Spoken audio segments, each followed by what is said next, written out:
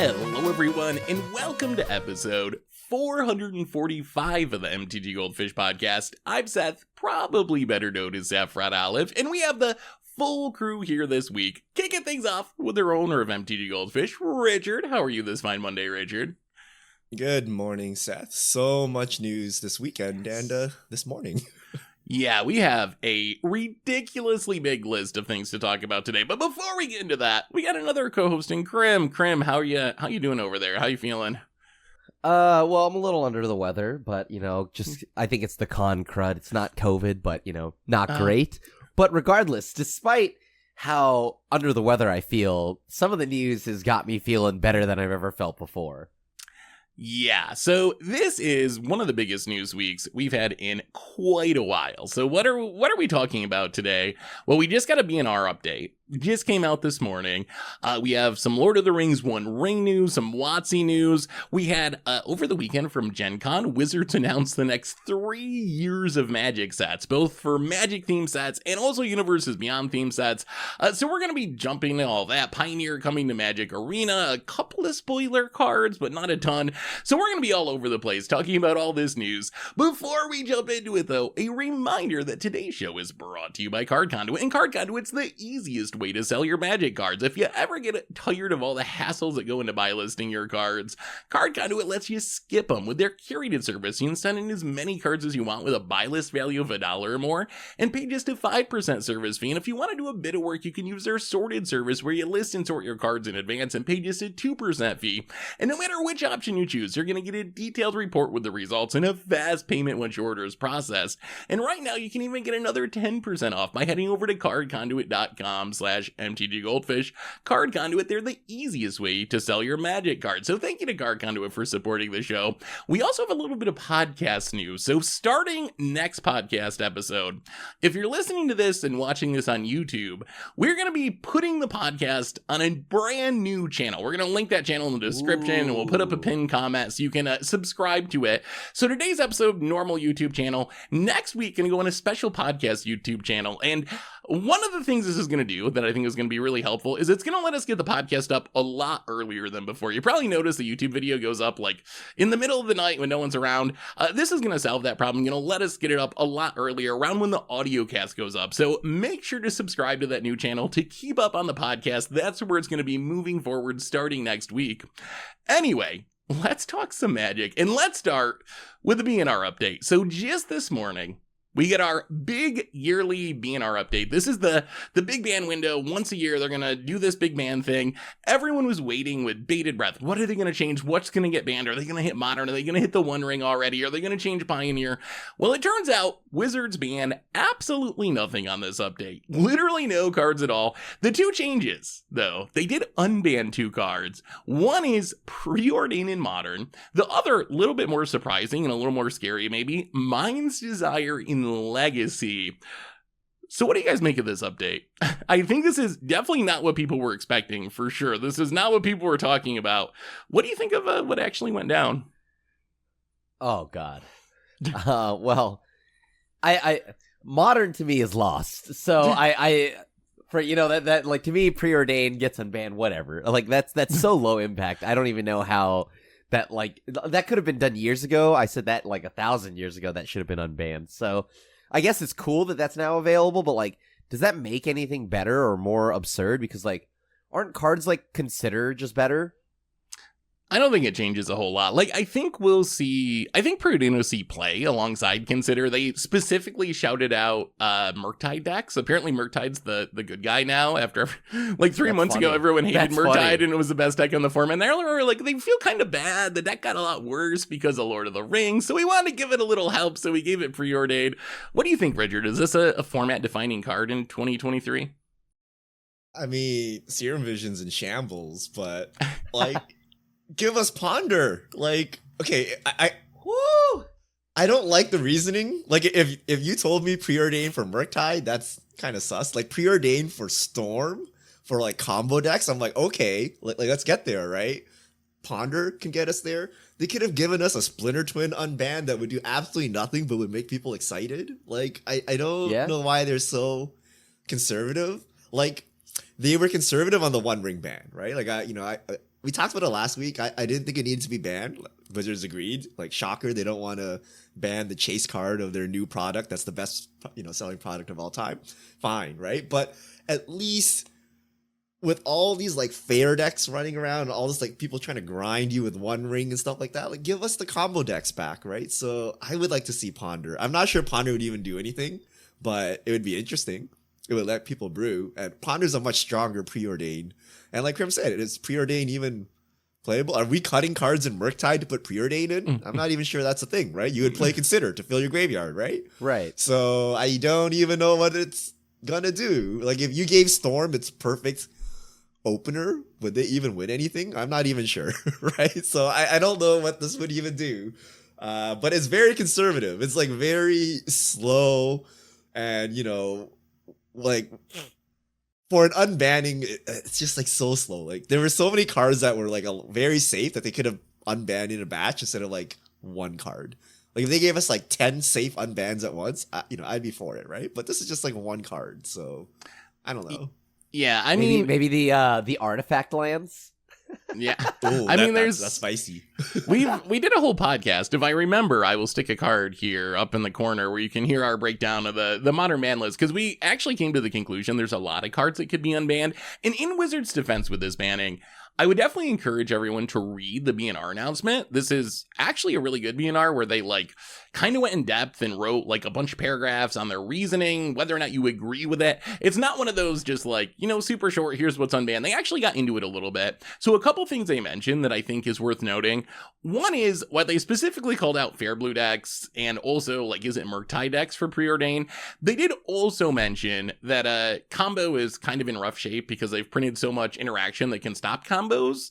So that was part of the reason why they felt it was safe to unban it. So I don't know if they're specifically trying to support combos, but they did admit that combos in a pretty bad spot. So that's part of the reason why they think it's okay to free preordain. The other thing they said is they're looking for more opportunities to shorten the modern ban list. So hopefully this is the first of many unbans or several unbans in modern.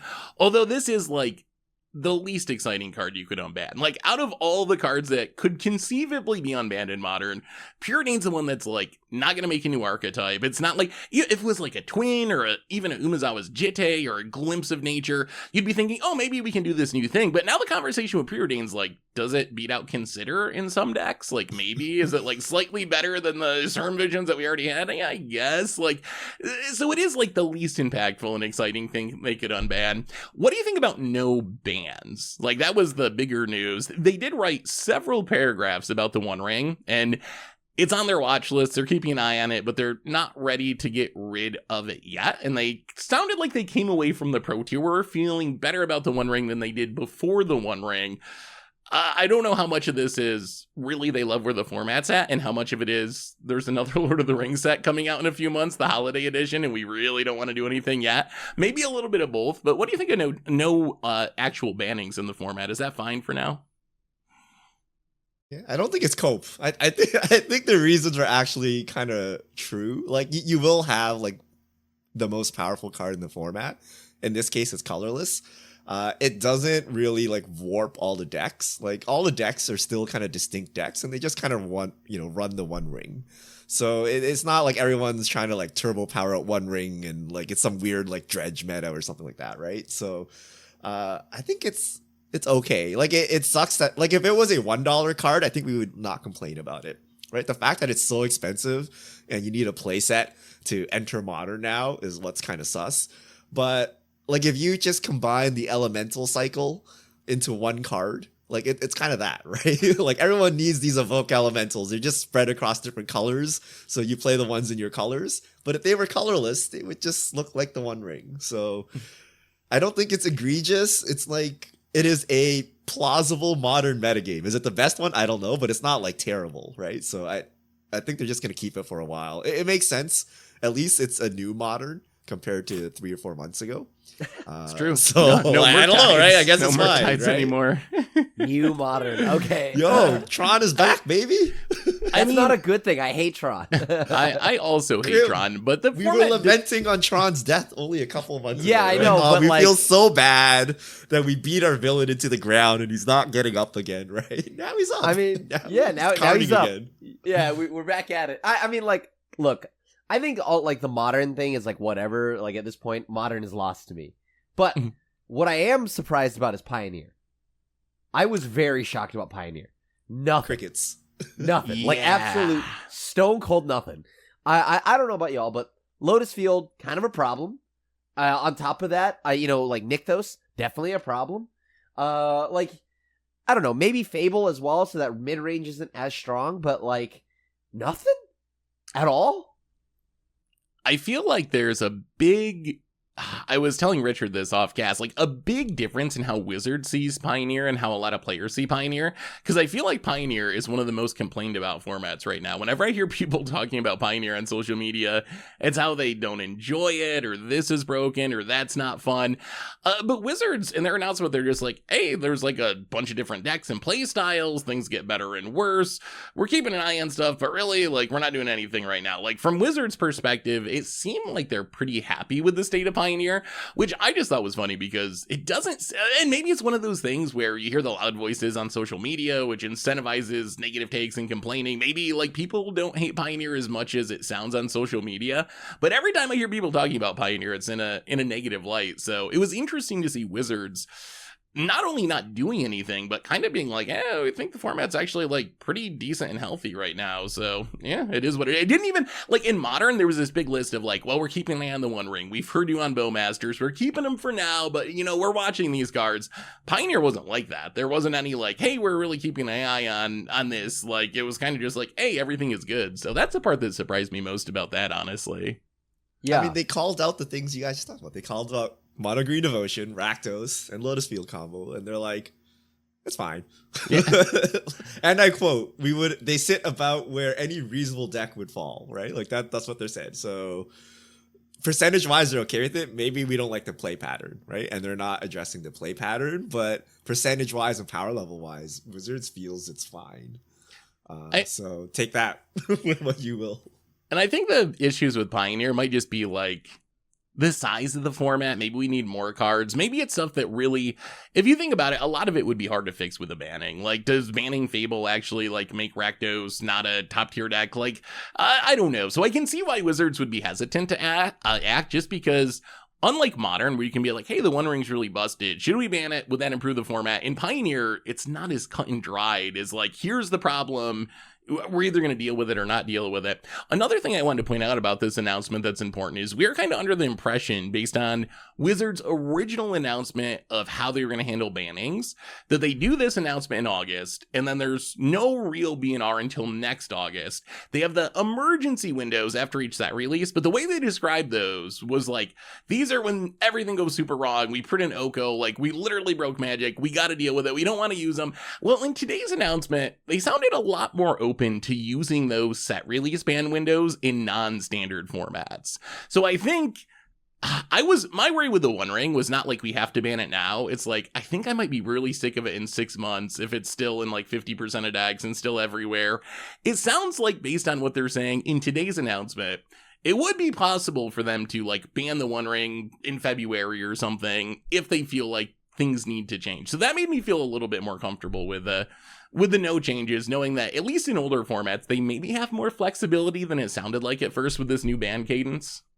Seth, you're being dramatic. WotC hasn't held any policy for arena, organized play, design for more than 6 months, okay? They just like state something, they roll out some like 3-year plan, and in like 2 months, they're like, we changed it to this. So yes, they said that, but they also change things like every 5 seconds. So I mean, I wouldn't hold anything to maybe it's our fault for believing them this time, knowing that things are so likely to change. What about Legacy? Like, this was the surprise. I was talking to Joe, who writes This Week in Legacy, because I was doing a little short about like what could be banned. I was like, hey, anything gonna get banned in Legacy? He was like, no, not happening. Like, everything's good right now. Out of left field, Mind's Desire, a card infamously banned like a week after it was printed. It was so busted. One of the literal fastest bannings in the history of Magic. The fastest outside of Lutri of all things. What do you think about them freeing this? Like, that was 20 years ago. Is Mind's Desire still like a broken, scary card in 2023? Wizard says there's a lot of free interaction now. Like, so it should be able to handle it. It's going to be fine. So what do you think? Is this going to break the format, or is there just so many free ways to stop combo decks now that, whatever? Is this playable? I have no idea, but it's a 6-drop. Like, I feel it's kind of hard to force this, like, the 6-drop to be I win the game. I feel it's kind of hard to force through, right? Because your opponents will counter. You will counter, but your opponents have 6 mana on you. So I don't know. Is there something special here? Like, is a 6-drop? That's like, is that unplayable? Like, I'm confused. Are people gonna slam this into the legacy decks? Ad Nauseam's 5 mana, and that's like a huge Storm card. Like, is it on that level? Okay. Is this your like Storm finisher? I get to this and I win the game because I cast this. Actually, like Ad Nauseam or something. Okay, I buy that. Okay, I could buy that. 1 more mana for an actual I win the game. Yeah, Ad Nauseam is like your life total kind of matters, but if you Mind's Desire, presumably you win. Or you just get to cast everything. Well, I mean, you get to cast a bunch of stuff for free. Hopefully you win. Whether or not that actually... Because you spent all your deck powering out this Mind's Desire. Your deck is like all rituals and other stuff that may not help you win. So, do you actually win with the Mind's Desire? I guess you hope the Mind's Desire hits your Ad Nauseam, and then you win. Oh, we're on that game plan. Okay. Actually, I'm not sure. I haven't played much Legacy lately, so I'm probably the wrong person to tell you how busted this card is. But it's 1 mana more than Ad Nauseam, so it's within striking range, right? That's doable, right? And people do play Ad Nauseam, so yeah, maybe this actually does something then. I have not touched Legacy in a very long time, so I have no idea. All right, I got one other BNR question, and we just have so many topics. We got to keep moving forward. We've seen Shieldred continue to increase in popularity in Standard. Right now, it's up to 57% of decks in our data. We've seen just this past weekend, Dimir Midrange become like the biggest Standard deck. This Standard Challenge this weekend, it put 6 in the top 8 in one of them, and I think 5 in the top 8 in the other one. So this is just like the deck now. Any chance it was a mistake not to ban Shieldred now, heading into Wilds of Eldraine? I just keep coming back to Tillion, that card we talked about last week from Wilds of Eldraine, which is just like such a sweet 4-drop, but why would I ever play that if I could play Shieldred, even in Dimir Midrange, which would be the home for something like Tillion? So is there any chance they should have just banned Shieldred? I think that they're like Shieldred is fine, just because there needs to be a good creature card. There has to be a good creature card. It's like healthy enough for the format to where I think like it's fine. It's obviously powerful. It's okay to have powerful cards. Like I don't know. Maybe to me it's just a 4/5, right? Like maybe that's why I don't care so much. Like obviously, if I were playing aggro, it's just gonna die to Void Rend anyway. What do I care? Yeah, like legitimately, it does die to removal, right? It dies to a lot of removal, and if you don't have it, you don't have it. Like like any threat, you lose the game because you didn't have an answer, right? Like I don't know. It doesn't seem like it's offensive enough, right, to where it does anything too bad. It's not like there's wheels in the format where I'm getting wheeled and there's a Shieldred. So right now it's just a really good 4-drop. Like it is the premier 4-drop. Does it blank some other cards? Maybe, but like that's why maybe when it comes into Wilds of Eldraine, hopefully, what's the name of that card again? Talion? Yeah, Talion, something like that. Talion, something like that. I like Talion. I think Talion's a cool card.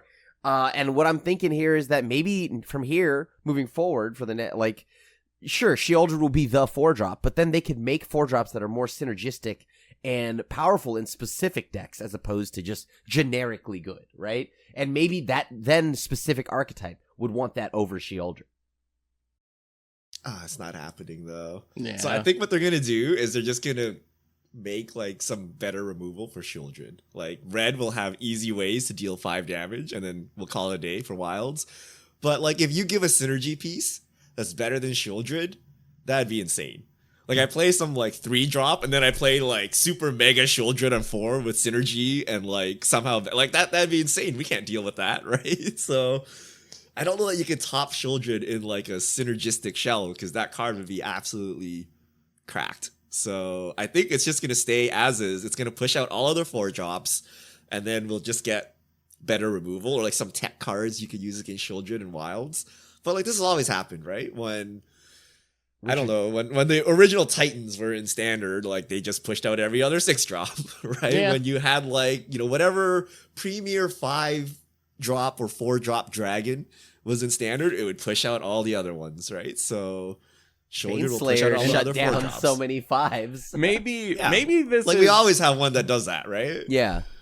the difference now is cards last 3 years instead of 2, so it does it for Yeah. a whole extra year of time, which makes standard feel more like Pioneer or something. Like, I know it doesn't matter this time because Shielder technically wouldn't have rotated anyway, so it's like literally the worst example of this argument because it was not supposed to rotate this year. But I think that's the concern. Like, 2 more years of Shielder is a lot longer than 1 more year of Thundermaw Hellkite or whatever, big baddie there was in the past. But I mean, maybe you all don't remember. We're going back to Eldraine.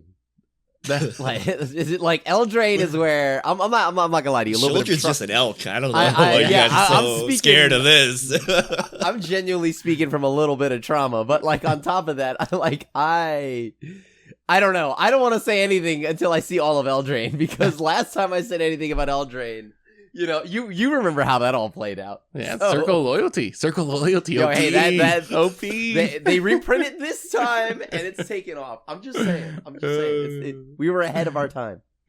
All right, that's the BNR update. Let us know what you think in the comments. Is it what you expected? Are these cards that they unbanned broken? Super curious to hear what other people think. Let's do a bit of a lightning round, and then we'll get to the other big topic, which is the huge announcement of all the future sets. Richard, we got some One Ring news this week. Not only has the One of One Ring been found, it's been sold. Who bought it and for how much? Everyone, quick, act surprised. Post Malone bought the One Ring. What? Over 2 million? Do we actually get an exact price? There were some random prices thrown around, but has there been a confirmed price? 2 million exactly has been confirmed by Post Malone and the company involved in selling it or something. Okay. So 2 million's the firm number. So Wizards continues the print direct to Post Malone strategy. So will he buy the next one of one card? That is the question. But it turns out that the person that opened the One Ring sent the video to Prof, like when they opened it, and then Prof was like, "What is this counterfeit shimmery thing?" Right? Like he didn't know, right? But like, yeah, the original video, the opening is also circulating now. But Post Malone buys it as expected. The question is, how deep are Post Malone's pockets? Who will buy the next serialized card? And do you think Post Malone will ever sell it? And do you think he can sell it for any amount? Dude, Could he my sell dude, it? my dude Posty is too much of a collector to let that go. I think there's no way. I think things Posty are keeps good it. right now. He's making bank. Let's fast forward 25 years, 15 years. He's not as popular. He's like doing small shows. He's like, yo, I need money. I got to get this One Ring off. No, I don't like there's no amount like unless like Posty legitimately just decides to like obliterate all of his funds. There ain't no way. Like even years down the line, there's no way Sunflower and Rockstar and songs like that don't get some play and get some royalties. So he's probably sad. He's good. He's good. If that's the case, we're not here to like grade his financial spending. I will say I think he's fine though, and I think that like at the end of the day, unless Posty absolutely has to do it, I don't think he sells it. I'm curious. Let's say he did decide to sell it 10 years from now, more or less than 2 million. Like, I'm just curious. Do you think this is something where it's like those old baseball cards from the 50s that sell for $7 million eventually because they just keep going up and up? Is the One Ring one of those cards that we should expect it just to like slowly keep creeping up in value? Or do you think this is its peak because this is when everyone's like searching for it and hyped about the One Ring in Magic and Lord of the Rings in Magic? I'm really curious. I thought the One Ring was going to sell for like $50,000. So now that it's sold for $2 million, all of my opinions on the One Ring probably don't matter because that was my baseline is all this card. There's no way it's going to go for more than like $100,000 at the most. So what do I know? But I feel like it would sell for no more than 2 million, right? Can it keep going up? That would be wild. I to be honest with you, because it's a 1 out of 1, you make the price. Yeah. Right? Like it's like there is, we can guesstimate whatever, but then like we'll be wrong because it's whatever someone is willing to pay for it, right? And I'm sure, and like maybe Posty decides he doesn't want to sell it for that low. Right? Like at the floor is 2 mil. I don't think Posty sells it for less than that. I feel it increases in value because he touched it. Right? Because now you got the One Ring there. It's, oh, my Post Malone. You sell it, you're going to beat him. right? Yeah. Like he could throw in a free little concert for you or whatever, free and like inflate the price. He could do all kinds of things, right? But like Post Malone had this one ring now, right? So there's like a history to it, like a public history to it as well. So it probably does not decrease in value just because Post Malone. But I don't know. But like, who's gonna buy it? That's the question, right? Like, who has enough money? There's like Because 5 people in the gather, world that actually have the money and are in the market for it or something. We saw it this time. There was like a handful of offers, but you really need another Post Malone or like a huge store that would actually have the amount of money to even go for it. The store would buy it for publicity, but that wouldn't help like 5 years down the line, right? In the same way it helps now. But then they would buy it to sell to Post Malone, who just sold it to them. So like, like I don't know, right? So like Kerm said, it's a 1-to-1. You have to know who you're selling it to, and it's not a free market, right? It's like what they're willing to pay for and who you know and who actually wants it. So yeah, I mean, the real question is what the next 1-to-1 serialized card, like from one of the new sets coming up, will sell for. Buster Blade. The other question is, Krim, is there any chance he shows up on like game nights and he's just jamming it in one of his decks? Like the idea that someone would crack the slab open just to do he slabs the rest of his deck so he can play it. Okay? He has a fully slabbed 100-card commander deck. I mean, I feel like it's the first is more likely than the latter. And that would be hilarious to me because, like, look, let's not lie here. If you want to flex on somebody, you flex on them in the ways that they would never even think to imagine, right? Yeah. And cracking the one ring out of its slab and then just riffle shuffling is probably one of the most hilarious ways to go about it. Because franchise players will know, and casual players will have no idea what it even means. Yep. We gotta play ante. We gotta play ante with Post Malone. Oh God! I'm gonna Vandal Blast your 1-out-of-1 ring. All right, pass. All right. Next up in our lightning round, Wizards actually updating their website a little bit. They updated the gallery, which traditionally has not been a very good way to look at the cards in a Magic set. It's kind of updates slow. It's pretty old and clunky. But I was actually really impressed by this update. You can like search for cards, see all the different card styles. Richard, you do all this kind of stuff at Goldfish. What is your professional take on the WotC gallery update? All right, we'll ignore the design for your personal preference, right? But the important part is that there's a lot more information now. So for every card, it tells you all treatments the card is available in. So for example, regular printing, foil etched, foil, confetti foils, whatever foiling process they've come up with. And also, importantly, they tell you what product it's in. Yeah. Right. So no longer do you have to play the guessing game. Is this commander card a pre-con card, a set booster card, a main set card? Like, what is it? It tells you like, hey, this card is available in, collector boosters and commander pre-cons or something like that. I'm going to assume they use this new gallery for new sets going forward, but who knows, right? It's WotC, right? But currently the Commander Masters gallery is showing this. So you can actually figure out where all the cards are coming from, which is huge. Prior to this, you had to cobble this information together from the internet. So hopefully Wizards keeps doing this and makes our collectible card game actually collectible. You can tell like where your cards come from. You can tell if you've actually collected the whole thing. So yeah, props. No one really asked for it, and they actually did it. So that's pretty crazy. So I'm actually impressed. Yeah, I mean, it was a big upgrade, and yeah, being able to tell what boxes in decks the cards come from is such a huge upgrade. So well done, Wizards, on that end. We also got some arena news. We found out that Tournament Pioneer is going to be coming to Arena by the end of 2024. So we've been debating how long it's going to take to get Pioneer. This isn't full Pioneer in the sense that every card is there. Wizards called it Tournament Pioneer, which would mean all the cards for all the tournament decks would be there, and then other stuff would randomly get filled in through anthologies or whatever. What do we think about this? First, the time frame. So that's like just over a year from now or a year and a half from now. That's not that bad. The question is, does this count as having Pioneer on Arena? Does this satisfy the players' desires for the format? What do you think? Yes.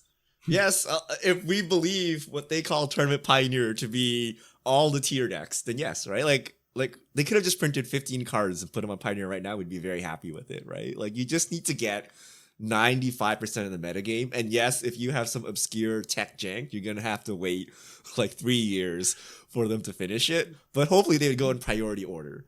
But this would effectively let you play Pioneer on Arena. So if they actually mean what they say, this is amazing, right? This is what we expected when they said it would take 4 or 5 years or whatever. We expected them to go with the highest priority cards first, followed by the jank, rather than what they did with the anthologies, right? So this is it. They listened to the feedback. I want to say they listened to our podcast where we called them out for their terrible pacing and schedule, and this is what we wanted. This is what everyone wanted. So as long as they do what we're expecting here, this is it. This is it. We're getting Pioneer on Arena in a year and a half max. I mean, I'm going to miss the Against the Odds cards. That's, for me personally, like, I'm excited that we're going to have the tournament version of Pioneer, but I hope that Wizards doesn't take that as job done and they still focus on, like, eventually having every card on the client. But I am excited that we're actually going to have something that looks like paper Pioneer as an actual option on Arena in the near future. And the way they're doing this, Krim, is they're doing a master set, Pioneer Masters, next year. Right. They're also putting Khans Tarkir, the whole set, not remastered or anything, on Arena. I had to ask you, because I know you play a lot of Historic like I do. That means fetches in Historic, right? There's no way they're going to, like, print fetches and then not have them be legal anywhere. Do you think that fetches are going to be legal in Historic once Khans comes out? Yeah. I think there's no way, because, like, now they're fully... I think this is kind of what we were talking about, right? Historic becomes the Arena legacy or whatever, yep, like all-time format. And with that, you want to introduce some of the all-time great cards, mechanics, things like that. Jace the Mind Sculptor into Historic. And yeah, like I don't see why they wouldn't. This is a step in the right direction when it comes to Historic. And yeah, like I'm still very curious why they won't introduce Dragon Lords or Dig Through Time yet. But wait, hold on. Dig is Khans, right? Dig is Khans, Or was yeah. that- Dig is Khans. Okay. It's Oh, Khans. then we'll get Delve. We'll get and our all of that Delve as well. spells finally. You get Delve with your yeah. fetches. Yes. Yep. Yeah. Okay, dope. That's even better. That makes it... Oh my god, I cannot wait. Yeah, Historic's just going to become an absolute blast of a format. And I like that it helps differentiate it even further from Explorer, by that time actually pretty close to real Pioneer. Like, you'll have the fetch land format, the non-fetch land format, so there will be two, like, pretty legit non-rotating options on Arena at that point, which is going to be super exciting. Before we get into the full set announcement, so many announcements, Wizards also announced another full Commander deck coming as a secret lair drop. This one actually goes on sale on the 10th, which I believe is Thursday.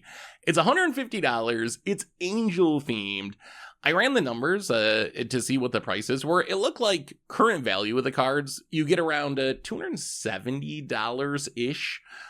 Just from all the cards going by the cheapest versions. And there's some big hitters. There's like Nykthos is like $30. Archangel of Thune's like $30. Amiria is like $15. Sarah Ascendant's like $20. So the Commander's Plate's $30. So there's actually a lot of high-end cards in this deck. Worth buying. Did either one of you buy the other two? So we had the coin flip one and then the MDFC one, which was a little bit of a mess. Yeah. Wait, you mean this one right here? I mean, No, the MDFC one had really cool cards, but as a deck out of the box, it was very MDFC heavy and didn't feel like that much of a like super functional Commander deck to me. As a deck, it was terrible. It didn't do anything that I wanted to do. But did it have a Nicol Bolas? Yes, it did. That's all I cared about. So, but... like, legitimately, if you like Angels, why wouldn't you get this, right? Angels are expensive. I kind of forgot Archangel of Thune is $30. But, Yeah. like, the problem here is, so how much is this retailing for? $80? No, $150. $150. It's a secret lair No, drop. it's not. $150 plus shipping. Then it's definitely, I don't know. I don't think it's worth it then, right? Because Archangel of Thune, Gisela, Archangel of Tithes, and let's say Sarah Ascendant, right? That's like maybe $80-$90. Sure, like technically cards like Cosmos Elixir is expensive, but like, do you care about that? Do you actually need that? Like, I don't think these are like common cards. They're great in Angel decks, but like, do you even play that mostly in your Angel deck? I don't know. But Krim, you forgot something. There's a brand new, never released before card in the deck that we have literally never had. Oh? An Arden Angel. Did you even know that Arden Angel was a thing? So, like, back in the 90s, they made a Magic game for Sega Dreamcast, and it had the world's first alchemy cards, essentially. Like, it had these digital-only cards. One of those is Arden Angel, a 6-mana 4/4 flyer. This says, at the beginning of your upkeep, if it's in your graveyard, roll a 4-sided die. If you get a 1, you return it from your graveyard to the battlefield. First ever time being printed in paper. Does this change? Do you think this will be an expensive card? Like, literally the only copies that exist are going to come from this Secret Lair Drop Commander deck. On the other hand, it's horrible, right? Like, even, like, it's just a really, really bad card. We're not going to talk about whether it's playable. We're going to talk about the fact that it's got one of the biggest types that you could ask for. The amount of people I know that will buy Angels just because they're Angels is many. And so, yeah, I think that this will be a hot card just because it's an Angel.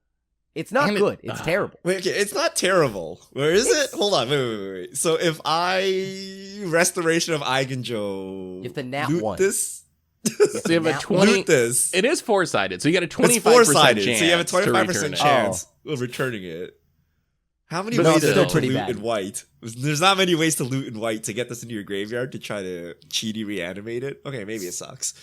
Even in Mardu, let's say that you could like throw it away.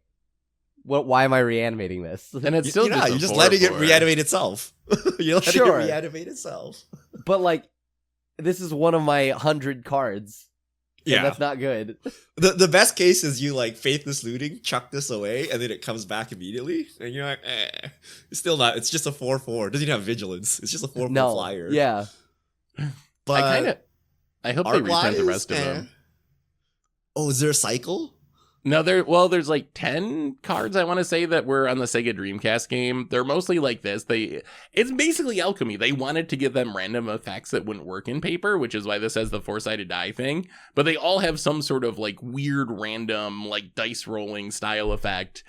So it'd be cool. I think the best is maybe a Ladari Druid. When it comes into play, you randomly choose a basic land type. For each land in play, those lands become the chosen type. So it's like a really weird Magus of the Moon, where you play this and every land on the battlefield becomes a random land. We should keep that in the Dreamcast. All right. We should keep that there. To like pretty much like wrap this up, I think that like it's good for Angel lovers. Otherwise, I mean Nykthos is pretty cool. That's in here, so I guess that's fine. But like, this is only if you love Angels, which is fine. I mean, you get new art. Archangel of Thune, Quarter Gray's Commander's Plate, and then Bruna and Gisela, and the Meld, obviously, in the back is new art as well. So that Commander's Plate is gorgeous, but like it's a new art kind of thing, right? Yeah. So if you love Angels, right, like this is great. And I think the value's not bad. It's fair. Like, you're not coming out ridiculously ahead or anything when you consider shipping, and that a lot of the like 30-cent cards really aren't really worth much of anything. But the value's not unfair for what you're getting. So I think, like you were saying, Grim, if you like Angels, like the deck's the easy buy. Would I just go snap buy it as a finance play or something? Probably not, because I don't think it's like, I don't know. I don't think it has that much value that you're going to just like flip it to make a profit or something. But if you like Angels, it's cool. And you get the Arden Angel, which is a brand new Angel. So a nice little bonus. But all right, we got to move up. Go ahead. Oh, quick question. Did they say anything about the list or anything about Arden Angel? Is this the only way to get it? Will you get Arden Angels in the future in any other way? My assumption is it'll show up on the list eventually, but they haven't, that I've seen, actually address that specifically. So we have the big announcement of this weekend is Wizards announced literally the next 3 years of Magic sets, starting with Wilds of Eldraine, going through 2026.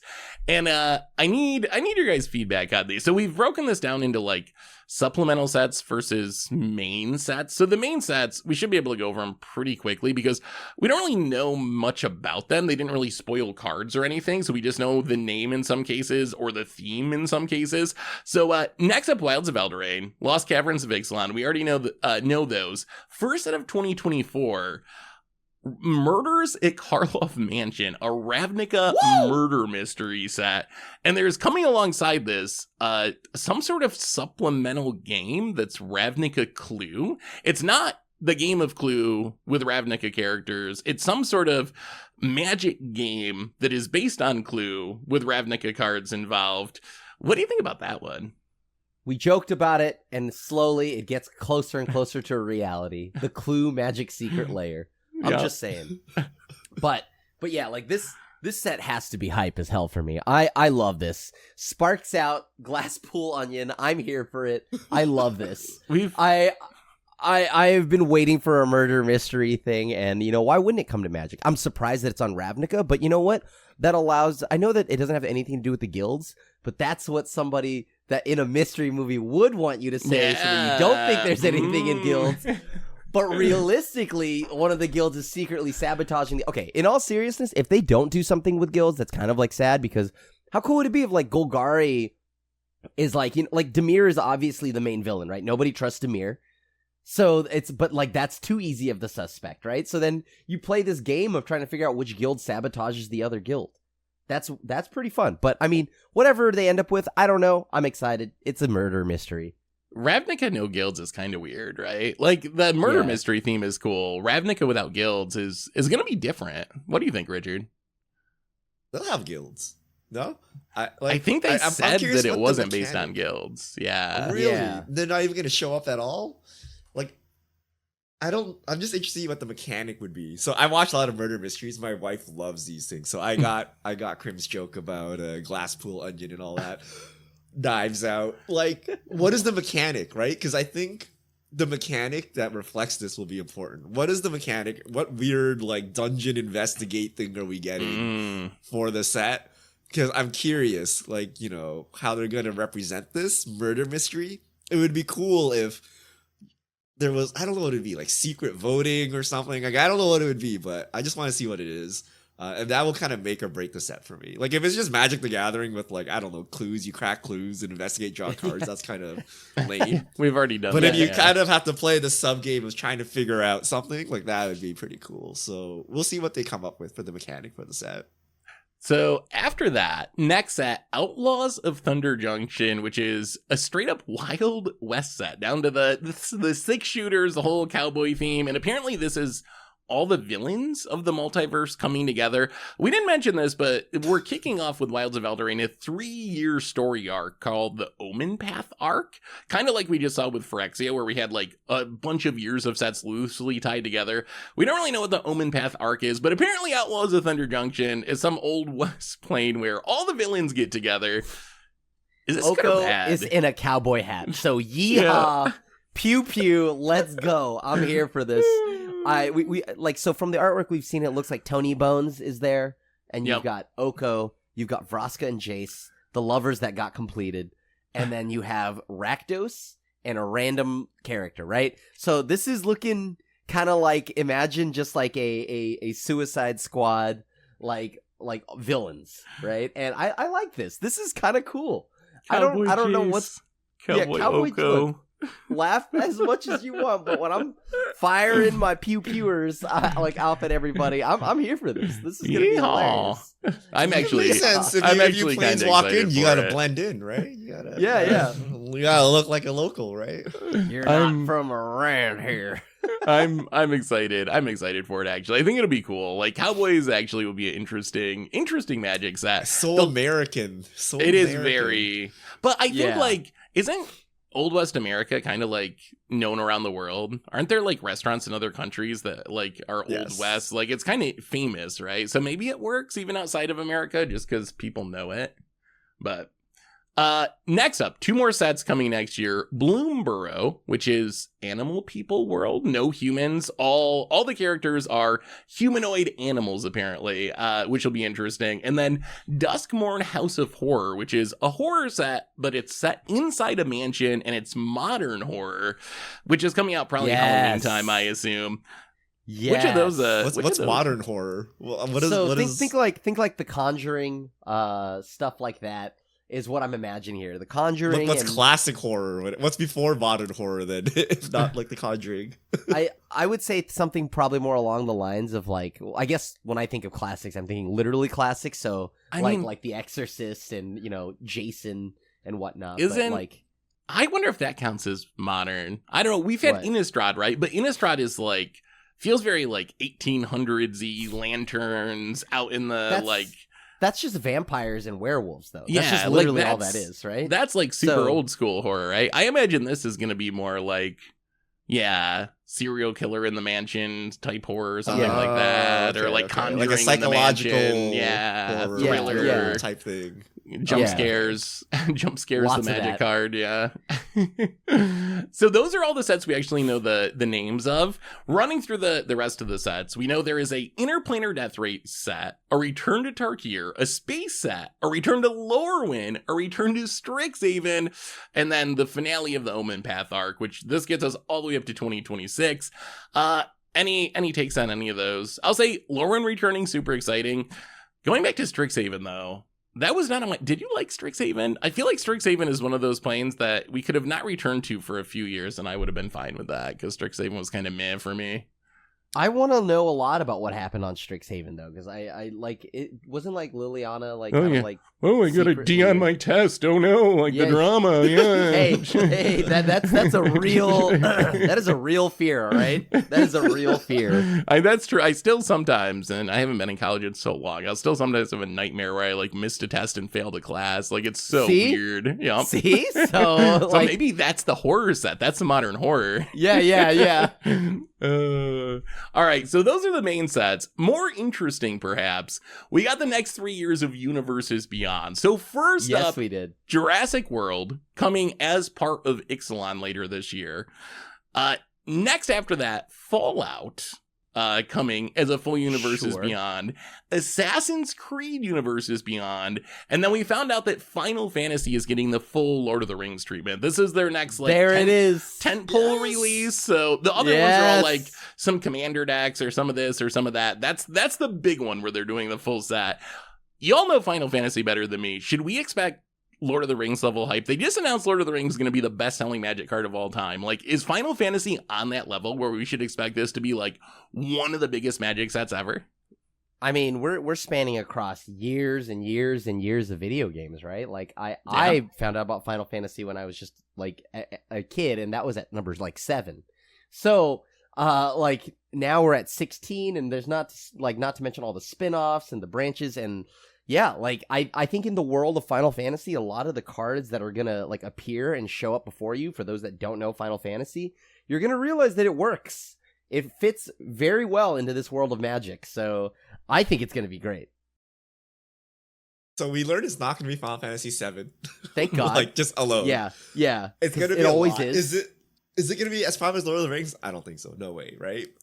It is a very popular IP, but Lord of the Rings like literally had like Hollywood movies. It has like ongoing TV shows right now on your streaming services, right? Final Fantasy, even among gamers, is kind of a niche thing, right? Like, who's Is going to it? spend Yeah. 80 hours That's a lot of hours. playing a JRPG? You know, like even among gamers, people are like, I'm not touching a JRPG. But having said that, it's still a very large following. A lot of people do play the games. people It's the wouldn't best touch a MMO. 12-hour Right. movie franchise. So like it's. I think that you are under. Like, No, but do you estimated. actually think it's bigger than Lord of the Rings? There's no way, right? In no world is it bigger than Lord of the Rings. It's I can't probably be. not bigger I than don't Lord think of it the could be Rings. bigger because I think if I went to like my grandmother or just some random person, they would probably know what Lord of the Rings is, but probably not know what Final Fantasy was. But it may actually have more sales though, right? Because the intersect of Magic the Gathering players in Final Fantasy may be higher, right? Because, Magic is that 90s game. That's kind of like peak Final Fantasy time, right? That's kind of everyone used to play the same consoles and the same games, right? So there's a lot more intersection there. So it could actually outsell Lord of the Rings, but in terms of general popularity, maybe not. But despite that, it is gonna be so hype. It is gonna be so good. I am gonna save all my money and buy Final Fantasy collector boosters. Like I've decided this. So what do you think yeah. the one of one card's going to be that you're searching for, though? There's gotta, they got to after the success of the One Ring. What is the Final Fantasy character or item that could be the one of one? Everyone get your collector boosters. You got to get this and sell it to Post Malone. I genuinely think it's the Buster Sword. Like, that's a very, very popular item. It's the most like huge over like oversized sword you could ask for. Either that, or maybe like something with like Sephiroth, or even you know what? Watch it just be like some. 7. Watch it just be like some blitzball. I think. Like, No, it's got to be something that spans the franchise. So like maybe like a chocobo or a Moogle or something, maybe a crystal or something actually, like that. yeah, chocobo. If it was just a chocobo, Buster though. Sword, it'd feel kind of cheap, right? So Yeah. I hope it would actually be very cool if they had like one of each character. So there's like a special like alternate art Aerith or something, and it's just one of one. But then there's like 80 million characters. I don't know how they're gonna choose the right characters. Don't you drop spoilers. There's gonna be so many new Final Fantasy players here from this podcast. Please, they've had like over 25 years to play. I know. Right? If you start playing the games now, you may complete them all by the time the set releases. Maybe. If you skip the MMOs, you have to skip the MMOs if you want a shot at finishing.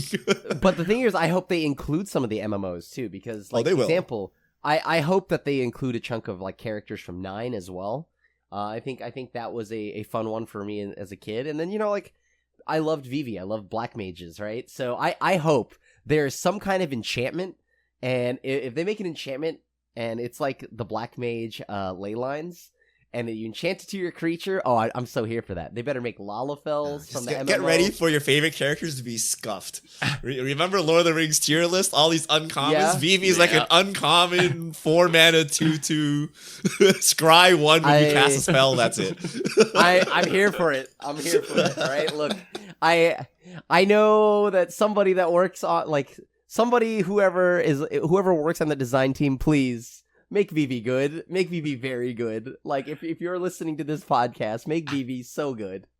So okay, Final Fantasy, everyone's hyped for it. It's going to be big. That's not till 2025, I want to say, because next year is going to be Modern Horizons 3 in the summer big tentpole release slot. Modern is lost. What I really wanted to ask you guys, though, is what about Assassin's Creed and Fallout? Like, I used to play Fallout. I like Fallout. Assassin's Creed I never played. Aren't these both kind of like, I don't know, past their prime? Like, do they still make Fallouts? I haven't heard about Fallout in like a decade. I remember liking it a lot like a decade ago. Are these still like iconic franchises? How do these stack up to Lord of the Rings and Final Fantasy and so forth? It is so funny to me that the franchises I never cared for or played, you did. I never played Fallout. I didn't care for Assassin's Creed. So like... I've never have played no Assassin's idea. Creed, but I did play Fallout, but yeah. Well, Fallout, yeah, to me, it doesn't matter to me, but like I know there's something about bottle caps for currency, and that's it. Yeah, it's like post-apocalyptic, setting. I mean, Fallout's very fun. Assassin's Creed used to be very good. Like the first couple games, maybe the first game was really good. And then all I know is they're still making it, and it's very weird. It's like Magic the Gathering, right? Like you just skip 15 years of Magic the Gathering, you drop in today, you're like, why are we having owl people in schools doing like Lord of the Rings? You're like, what happened to my Dungeons and Dragons like game? That's Assassin's Creed, right? Like it used to be about this like Renaissance assassin thing, and now they have like space and pirates and battleships or something. It's like Fast and Furious. Which by the way, it's still going. By the way, it's still going, but like to also the listeners, these two franchises are not getting full tentpole release sets, so it's not going to be like Lord of the Rings, Final Fantasy. I believe the Fallout cards are just going to be commander decks, right? So like the Warhammer thing. Yeah, I believe that Fallout's commander decks, and then Assassin's Creed. I think that was a confusing one where they said something about boosters of some kind and being modern legal, but it's not a tentpole release, so I don't even know what to expect of that one, honestly. If anything, boosters and commander decks are very good, right? If it's like 5-card secret lair, like Arcade or something, then that's like a throwaway. Like it doesn't really matter too much. But if they're making new cards or they're making entire decks, then I think that's a very it's a commitment to that franchise. I mean, we saw Assassin's Warhammer Creed is do still really popular. well. Yeah, Fallout is popular. I don't know. I'm very excited about these. I'm actually so excited that I don't even care for the Magic sets. You guys talking about like Wild West? Like, give me Red Dead Redemption or whatever, right? Give me Westworld. Give me like what's the what's the best franchise having to do with the Wild West, right? You know, giant mansion. Just give me Resident Evil. Just give it to me. Yeah, okay. Right? I giant mansion. Come on. Like, are you gonna have healing herbs and stuff? Like, come on. Just give me Resident Evil. I want that so bad. A Resident Evil secret lair. Oh my lord. Oh, that would be so sick. They've won you over, Richard. I'm pretty sure if you go back to the first Universes Beyond podcast, you were one of the ones on the cast most skeptical of like the flavor implications. Wasn't sure if you'd like it, but it seems like they've actually won you over. No, we are exactly here, right? So the reason I don't like this is that it kills their IP.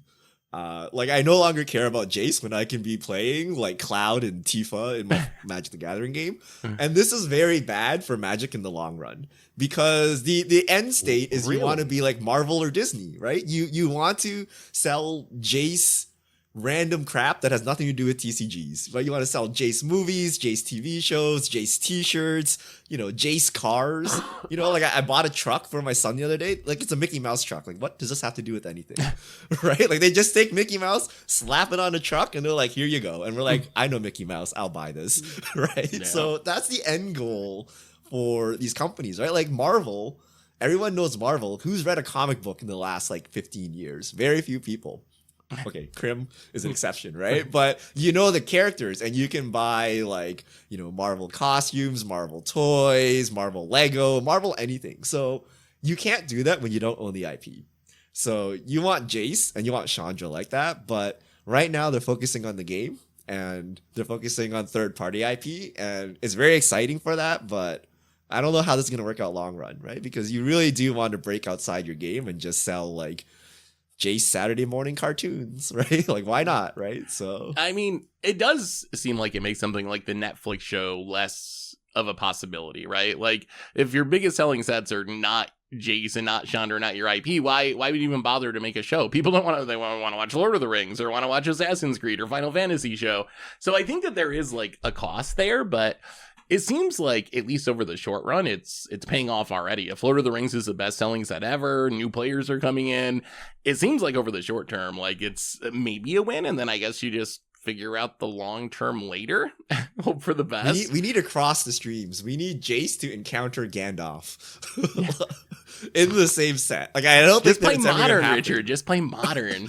I want them on the same card in the same set, and I don't know. What is like, it? they probably Rings are not of allowed Power? to do that.